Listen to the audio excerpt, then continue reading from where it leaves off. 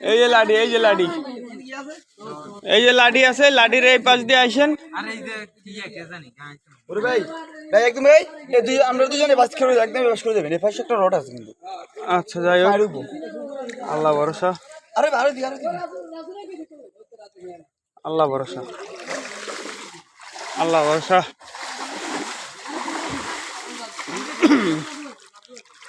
আমরা দিলাম ভারত রে কন্যা, ভারত আম করে দিল বন্যা। আর কতদিন এইভাবে মানুষদেরকে এত কষ্ট দিব?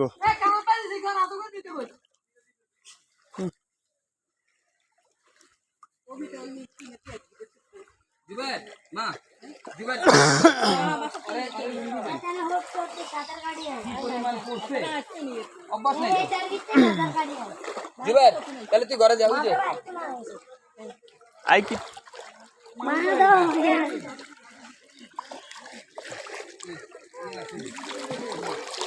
ভাই রাস্তাঘাট কইয়ে দিয়েন মরে ভাই কত আছে আস্তে আস্তে। আর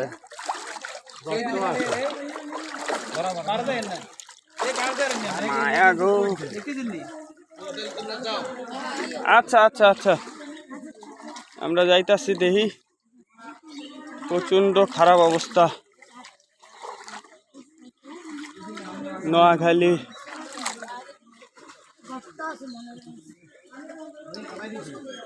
ধর্মপুর মাঝদির এরিয়া, নোয়াখালী মাঝদি, ধর্মপুর এই জায়গার নাম দরবেশপুর। ও মায়া গো, লগে ছোট ছোট ছেলেপেলেরা অনেক কষ্ট করতেছে। আসলে আমাদের ক্ষুদ্র সাহায্য নিয়েই আমরা এসেছি, কারণ আমাদেরকে স্বেচ্ছাসেবক পথের আলো ফাউন্ডেশন আয়োজন করেছে।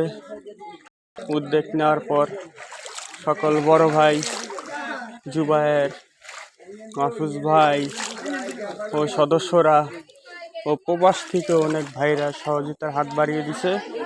এই কারণে আমাদের এই উদ্যোগ সফল করতে পারছি। 150 পরিবারকে আমরা সামান্য শুকনো খাবার পৌঁছায় দিতেছি। সবাই আমাদের জন্য দোয়া করবেন।